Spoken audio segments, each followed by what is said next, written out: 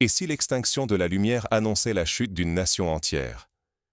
Imaginez un pays frappé nuit et jour, ses frontières violées par plus de 450 drones et une trentaine de missiles.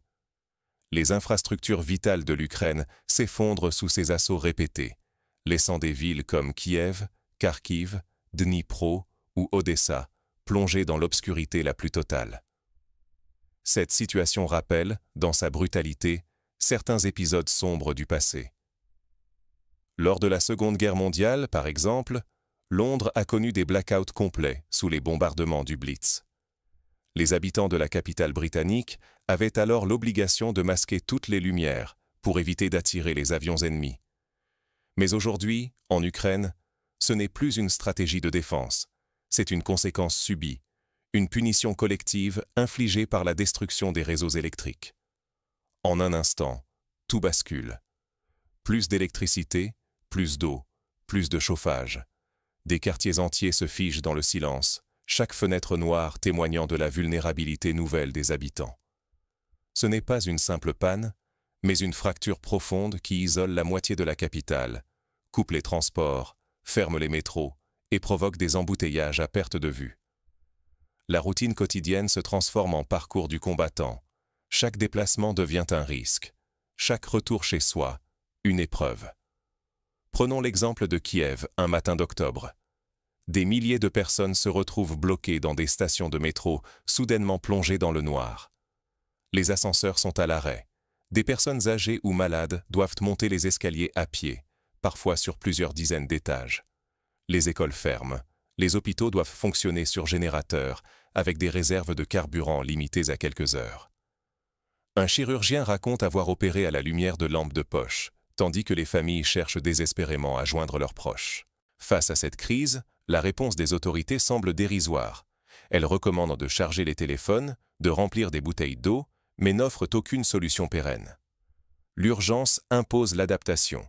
Patienter, survivre, espérer. Pourtant, le danger s'amplifie. Centrales électriques détruites, gazoducs éventrés, réserves énergétiques qui fondent. Les Ukrainiens n'affrontent plus seulement la guerre, mais une lutte pour la survie au quotidien. Les images des files d'attente devant les fontaines publiques ou les stations-service rappellent les pénuries des années 90 après la chute de l'URSS. Cette fois, la crise est encore plus aiguë. Les réseaux sociaux se remplissent de conseils pour fabriquer des poêles rudimentaires à partir de seaux métalliques ou pour chauffer une pièce avec des bougies et des couvertures supplémentaires. Des groupes Telegram se créent pour échanger des points de recharge disponibles ou des lieux où trouver de l'eau potable. Ce rythme d'attaque bouleverse l'ensemble de la société. Vivre, se déplacer, travailler ou simplement préserver une routine devient un acte de résistance. Il ne s'agit plus seulement de tenir militairement le front, c'est la vie ordinaire et l'organisation de l'État qui sont menacés. Chaque nouvelle frappe ébranle la stabilité économique, la sécurité individuelle et la confiance en l'avenir. Des entreprises ferment, incapables de fonctionner sans électricité. Les banques limitent l'accès aux distributeurs automatiques, faute de connexion. Les marchés alimentaires connaissent des ruptures de stock, car les chaînes logistiques sont paralysées. Même la monnaie locale souffre, car de nombreux paiements dépendent de systèmes électroniques hors service. Combien de temps une nation peut-elle tenir lorsque ses fondations énergétiques et logistiques s'effondrent sans répit? Pour saisir comment l'Ukraine a atteint ce seuil critique, il faut revenir sur le fil des derniers événements et décrypter les choix stratégiques qui ont mené à cette impasse. Les attaques n'ont pas surgi du jour au lendemain. Revenons sur la succession de frappes et de décisions qui ont plongé l'Ukraine dans cette crise inédite. Un matin d'octobre, tout a basculé. Kiev, Kharkiv, Dnipro et Odessa ont été frappés presque simultanément par une vague d'attaques méthodiques sur leurs infrastructures vitales. En quelques heures, la moitié du pays plonge dans le noir. Plus de lumière, plus d'eau, plus de chauffage. Même la capitale s'éteint en grande partie. Imaginez, les métros s'arrêtent net, des wagons restent bloqués dans l'obscurité. Sur les grands axes, des embouteillages monstrueux piègent les automobilistes, soudain aveuglés, sans repères familiers. Pour rentrer chez eux, les habitants avancent à tâtons dans une ville transformée en labyrinthe menaçant. Ce chaos devient la nouvelle normalité. Les coupures, d'abord rares et brèves, se multiplient jusqu'à rythmer la vie quotidienne. On conseille de garder les téléphones chargés, de stocker de l'eau, mais la peur s'insinue. La société urbaine menace de se désagréger. Pour mieux comprendre l'ampleur du désastre, il suffit de rappeler qu'en décembre 2023, plus de 5 millions d'Ukrainiens vivaient déjà sans électricité pendant plus de 12 heures par jour. À Kharkiv, certains quartiers n'ont pas vu la lumière pendant 3 jours consécutifs. L'accès à l'eau courante est devenu un luxe, chaque goutte devant être économisée. Désormais, chaque Ukrainien doit improviser pour survivre. Les routines éclatent, la stabilité s'efface, plus rien n'est certain. Le danger n'est plus seulement matériel, c'est l'ordre même de la société moderne qui vacille. Pourtant, ce n'est que la surface. Au-dessous, une crise plus profonde est en train de se propager. Sous le chaos visible, des forces invisibles travaillent déjà à remodeler la société. La véritable bataille commence à peine. Et si ce n'était que le prélude à une chute vertigineuse où chaque certitude logistique vole en éclats? Depuis quelques jours, la guerre a basculé dans une nouvelle dimension. Les frappes massives ont détruit non seulement des centrales électriques, mais aussi des gazoducs cruciaux. Plus grave encore, l'ampleur des dégâts rend toute réparation rapide impossible. Pour des millions d'Ukrainiens, la patience n'est plus une option. C'est la survie qui est en jeu. L'hiver approche, annonçant l'un des plus rudes de mémoire d'homme. Partout, l'énergie se fait rare. Des villes entières sont englouties dans le noir et le froid, privées d'électricité, de chauffage, souvent même d'eau. Ce ne sont plus des incidents isolés. Des quartiers de la capitale, mais aussi de Dnipro, Odessa, Kharkiv et Poltava, se retrouvent coupés du monde. L'histoire regorge de scénarios similaires. Pendant le siège de Sarajevo dans les années 90, la population a enduré 3 hivers sans chauffage ni électricité, vivant sous la menace constante des bombardements. Les habitants se sont organisés pour creuser des puits de fortune, installer des poêles improvisés et troquer nourriture contre combustible. Aujourd'hui, en Ukraine, la solidarité de voisinage revient au premier plan, les plus chanceux partageant leurs générateurs ou leurs poêles à bois avec ceux qui n'ont rien. Des centaines de milliers de personnes vivent déjà sans ressources vitales. L'obscurité s'étend, les transports ralentissent, le métro s'arrête, les embouteillages étouffent les rues et les trains sont bloqués ou retardés. Le quotidien s'effondre. Comment travailler, se chauffer ou simplement continuer? Face à l'ampleur du désastre, les autorités n'ont plus d'autre choix que d'alerter sans phare. Elles demandent à la population de se préparer au pire, de résister sans espoir d'un retour rapide à la normale. Le temps des discours rassurants est révolu, remplacé par des messages d'alerte brutaux. Ce chaos logistique menace de provoquer un exode massif. Déjà, des familles envisagent de fuir pour survivre ailleurs, là où la lumière et la chaleur persistent encore.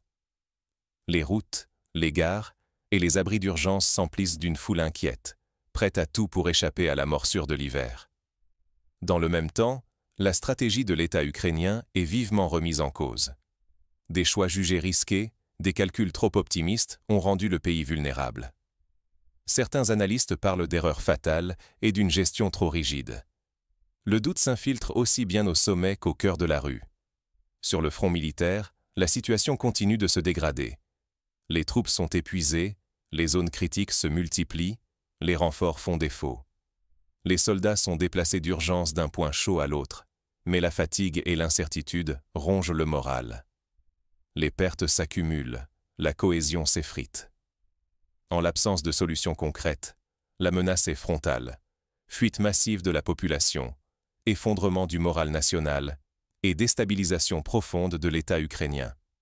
Ce n'est plus seulement une question de ligne de front, mais de l'endurance collective face à la ruine des infrastructures vitales.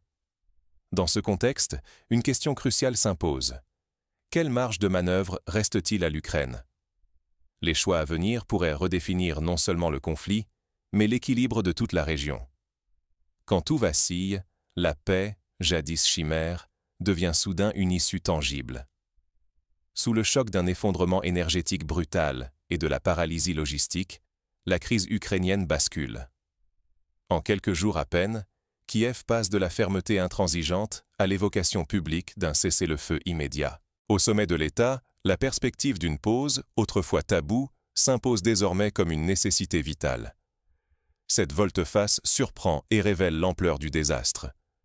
La rhétorique martiale s'efface devant l'urgence de préserver ce qui reste d'une normalité, alors que des millions de foyers s'enfoncent dans l'obscurité et le froid.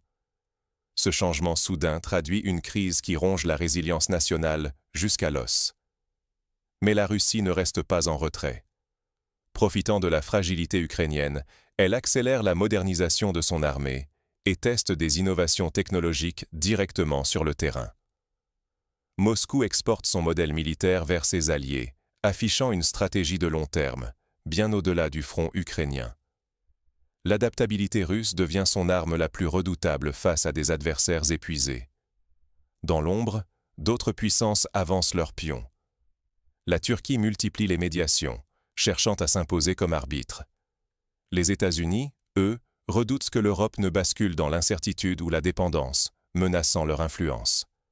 Chacun défend ses intérêts, prêt à réécrire les règles du jeu mondial pour ne pas décrocher. Le risque est colossal. La crise ukrainienne pourrait précipiter la naissance d'un nouvel ordre international. L'issue du conflit pèsera sur la sécurité régionale, mais aussi sur la souveraineté de l'Ukraine, l'économie mondiale et la stabilité des alliances. Si l'Occident ne s'adapte pas, son influence pourrait s'éroder pour longtemps. Au cœur de la tempête, la diplomatie occidentale vacille. Doit-elle accepter une pause, au risque d'entériner les gains russes, ou refuser tout compromis, quitte à provoquer un effondrement total et ses conséquences imprévisibles? Les choix faits aujourd'hui façonneront le monde de demain pour toute une génération. Reste une question brûlante. Comment, face à ce bouleversement, tirer des leçons pour l'avenir collectif et personnel? Dans le chaos, comprendre les mécanismes de la crise devient essentiel pour chacun. Comment transformer l'incertitude en stratégie de survie pour demain? Et vous? Comment réagiriez-vous si, demain, tout s'éteignait autour de vous? Imaginez une nuit sans fin. Plus de lumière, plus d'eau, plus de chaleur. C'est le quotidien de millions de familles ukrainiennes, mais c'est aussi un signal d'alarme pour chacun d'entre nous. La crise en Ukraine expose notre dépendance totale à des infrastructures fragiles. Nous croyons que l'électricité, l'eau ou Internet existeront toujours, disponibles en un geste. Pourtant, sans plan d'urgence, la moindre défaillance devient une catastrophe. Pour illustrer cette vulnérabilité, souvenons-nous de la tempête de décembre 2019 en France. En moins de 6 heures, près de 250 000 foyers se sont retrouvés privés d'électricité, certains pendant plus de 48 heures. Les supermarchés ont été rapidement dévalisés, les stations-service prises d'assaut et les communications coupées. Mais là, il ne s'agissait que d'une tempête, pas d'une guerre prolongée. Face à l'effondrement, la société improvise-t-elle ou parvient-elle à anticiper? En Ukraine, chaque foyer réapprend à survivre, privé de ses repères. Certains stockent de l'eau, d'autres bricolent pour se chauffer ou recharger un téléphone, mais la résilience ne s'improvise pas. Elle exige du temps, des ressources et une volonté collective. Le discours officiel, souvent hésitant, oscille entre banalisation et alarmisme. On conseille de charger son téléphone ou de faire des réserves, comme s'il s'agissait d'un orage passager. Mais ici, la réalité est bien plus sombre. Des réseaux entiers sont détruits et personne ne sait quand la lumière reviendra. Quand l'État ne peut plus rien promettre, il ne reste souvent que le silence ou l'acceptation forcée. L'expérience ukrainienne met en lumière les failles de notre résilience moderne. Nous vivons dans des sociétés connectées, mais notre marge de manœuvre est mince. Quand l'énergie disparaît, tout s'effondre, économie, transport, sécurité. Même l'espoir d'une trêve devient une question de survie plus que de diplomatie. Le sort de l'Ukraine doit nous servir d'avertissement. Nul pays, nul citoyen n'est à l'abri d'une crise majeure. Fermer les yeux, c'est choisir la vulnérabilité face à l'imprévu et à l'impuissance. Chacun doit s'interroger. De quelles ressources, de quels plans et de quelle solidarité dispose-t-on le jour où tout s'arrête? Alors, comment renforcer concrètement notre propre résilience? Et pourquoi ce qui se joue en Ukraine nous concerne-t-il tous, bien au-delà de ses frontières? Il existe des mesures concrètes, souvent méconnues, pour préparer l'imprévu et renforcer la résilience individuelle et collective. Analysons ce que l'expérience ukrainienne peut réellement nous apprendre. Première étape, établir un plan d'urgence familial. Cela implique de déterminer un point de rassemblement, de conserver une réserve d'eau potable pour au moins 3 jours, de stocker des denrées non périssables et de préparer une trousse de premiers secours. En Ukraine, de nombreux foyers ont compris l'importance de ce simple geste quand les supermarchés et pharmacies ont été inaccessibles pendant des jours. Deuxième étape, investir dans des solutions énergétiques alternatives. Un panneau solaire portatif ou une batterie externe peut sembler superflu, jusqu'au jour où il devient le seul moyen de charger un téléphone ou d'allumer une lampe. Certains Ukrainiens installent désormais des petits poêles à bois et des accumulateurs solaires sur leurs balcons, partageant ces ressources avec leurs voisins les plus vulnérables. Troisième étape, entretenir la solidarité de voisinage. Durant la crise, des groupes d'entraide se sont spontanément formés dans chaque immeuble ou quartier. Partager un repas chaud, prêter une couverture ou simplement vérifier que personne n'est isolé peut faire la différence entre la survie et le désespoir.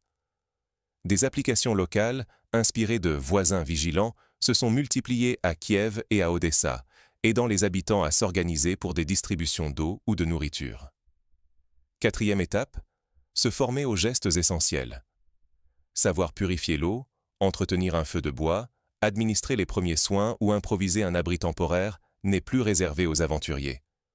En Ukraine, de nombreux ateliers gratuits ont vu le jour, où l'on apprend à filtrer l'eau avec du charbon ou à fabriquer un réchaud d'urgence à partir de boîtes de conserve. Cinquième étape, repenser sa dépendance aux technologies. De nombreux Ukrainiens ont réalisé que leurs habitudes numériques pouvaient se retourner contre eux. Prévoir des copies papier de documents importants, apprendre à se repérer sans GPS, garder un peu d'argent liquide en cas de panne des réseaux bancaires. Autant de réflexes simples mais cruciaux. La prochaine coupure de courant sera-t-elle un simple désagrément ou le début d'un basculement irréversible? Depuis plusieurs semaines, l'Ukraine sombre dans une crise énergétique d'une ampleur inédite. Ce n'est plus seulement l'électricité qui manque, c'est tout le mode de vie moderne qui menace de s'effondrer.